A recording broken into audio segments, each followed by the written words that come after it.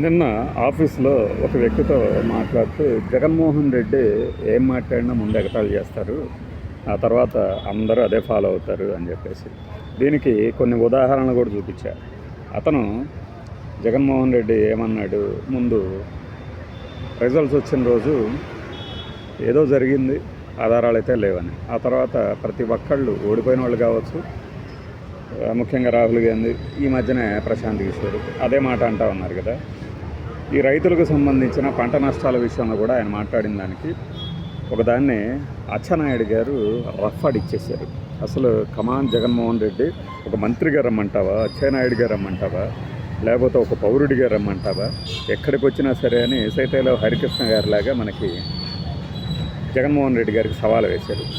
ఆ సమయంలో చాలామంది అచ్చెన్నాయుడు గారు ఎందుకు ఇలా మాట్లాడుతున్నారు, తప్పు అని వ్యంగ్యంగా కానీ ఇంకో రకంగా కానీ కామెంట్లు పెట్టారు. కొంతమంది సంతోషపడ్డారు, జగన్మోహన్ రెడ్డికి సరైన షాక్ ఇచ్చాడు, అసలు మామూలు కౌంటర్ ఇవ్వలేదు. కానీ సరే, అచ్చెన్నాయుడు గారు ఈ రోజున ఈ దినంలో ఒక కథనం వచ్చింది, మీరు వెళ్ళి ఈ దినం వాళ్ళకే ఇలాంటి సవాల్ వేసిరండి.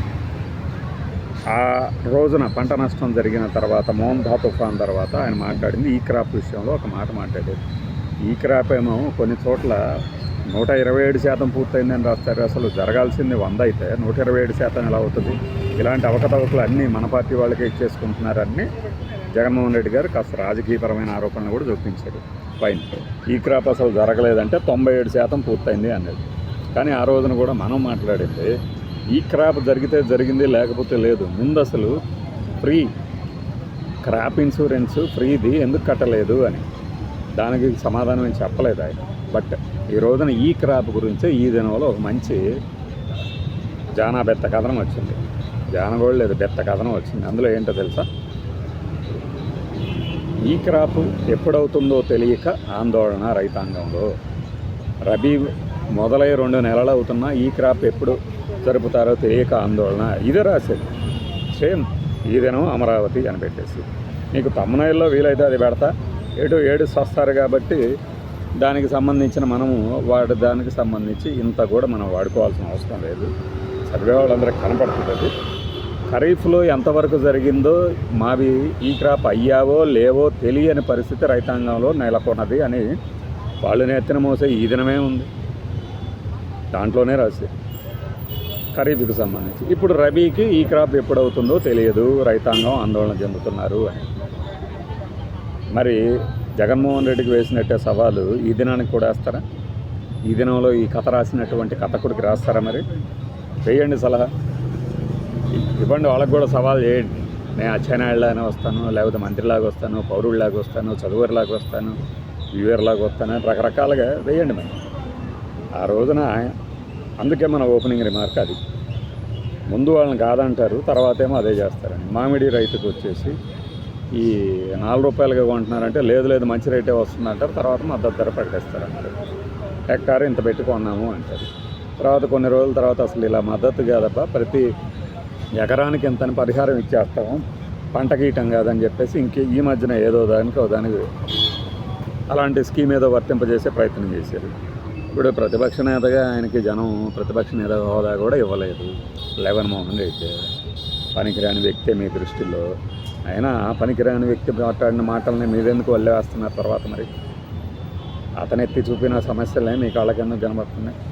అరటి రైతులకు సంబంధించి నిన్న కడప జిల్లాలో ఒక 3 days టూర్ ఇవాళతో అయిపోతుంది. ఆయనలే పరామర్శించిన తర్వాత ఆయన అదేదో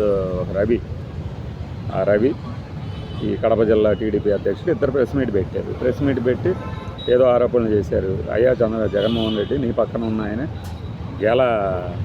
అరటి గెలలన్నీ తీసుకొని కింటా 9,000కి అమ్ముకున్నాడు, నీ పక్కన ఆరోపిస్తున్న వాళ్ళే మంచి రేటే తెచ్చుకున్నారు అంటున్నారు.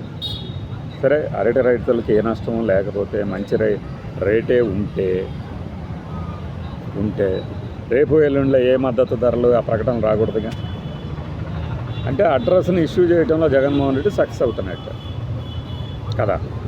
అతనికి హోదా లేదు, అతనికి జనాదరణ లేదు, అతన్ని ఎవరూ పట్టించుకోరు. బట్ అధికార పక్షం పట్టించుకుంటుందిగా. ఏది మన సరిలేరు నీకవర్లు మహేష్ బాబు అంటాడు కదా, నేను తప్పొచ్చు నువ్వు తప్పు చేయవచ్చు కానీ గూగుల్ తప్పు చెప్పదుగా అన్నట్లు. మరి అధికార పక్షం స్పందన తెలియజేస్తుందిగా, అతను ఎత్తి చూపుతున్న దాంట్లో వాస్తవం ఉందని. వీటిని ఏంటంటే చరిత్ర క్రమాన్ని ఇదంతా చరిత్ర అనుకుంటే నిన్నటిది ఇవాళది రేపటికి చరిత్ర అయితే ఈ క్రమాన్ని గమనిస్తున్న వాళ్ళకి అర్థమవుతుంది కదా. అప్పుడు ఆయన ఏం మాట్లాడేది లీలే అని చెప్తున్నాడు. ఆ రోజున ఎగ్జిక్యూటివ్ క్యాపిటల్ చేస్తానంటే నువ్వెవడి వైజాగ్ డెవలప్ చేయడానికి ఆల్రెడీ డెవలప్ అయ్యి ఉంది, నీకు అసలు బుద్ధి ఉందా, నువ్వు డెవలప్ చేసేది ఏందో అన్నారు. ఈ రోజున మళ్ళీ మనం మాట్లాడుతుందంటే వైజాగే కదా, వైజాగ్ క్యాపిటల్ గురించి మాట్లాడుతున్నాం కదా. అసలు క్యాపిటల్ అనే పేరే లేదు. కానీ ఆ రోజు జగన్మోహన్ రెడ్డి చేసిన తప్పు కూడా అదే, క్యాపిటల్ అనే పేరే పెట్టకుండా హ్యాపీగా వెళ్ళిపోయి అక్కడ కూర్చేసుకుని ఉంటే ఏ బాధ ఉండేది కదా వీళ్ళకి. ఈరోజు ప్రతిదీ అక్కడికే తీసుకుపోతాం. క్వాంటమ్ కంప్యూటర్ లాంటివి మాత్రం మళ్ళీ అది వేరే సబ్జెక్ట్. క్వాంటమ్ కంప్యూటర్లు ఇవాళ ఇంకో అప్డేట్ వచ్చింది క్వాంటమ్ కంప్యూటర్కి సంబంధించి. ఇంకొక సెంటర్ కావాలట. ఆ అద్భుతం చూస్తే మీకు ఆశ్చర్యపోతారు. క్వాంటమ్ కంప్యూటర్ ఉండే చోట ప్రెషర్ మెయింటైన్ చేయాలి, హీట్ మెయింటైన్ చేయాలి. కనీసం గట్టిగా అడుగులు సప్పుడు వేసినా కూడా ప్రెషర్ బ్యాలెన్స్ మిస్ అవుద్ది అని రాసుకొచ్చాడు.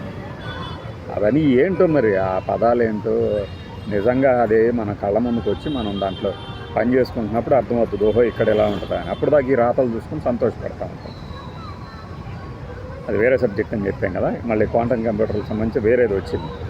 అందులో ఏంటంటే ఎక్కడైనా క్వాంటమ్ కంప్యూటర్ల కంటే స్పేస్ మాత్రమే గవర్నమెంట్లు ఎత్తి అంట, మిగతా ఎన్నో వాళ్ళే చూసుకుంటారట.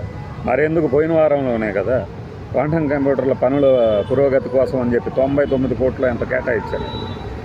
మనం పెట్టాం కదా ఒక వీడియో, ఏదది రాజధాని కోసం ఇంత national bank for construction refinance దగ్గర నుంచి కొంత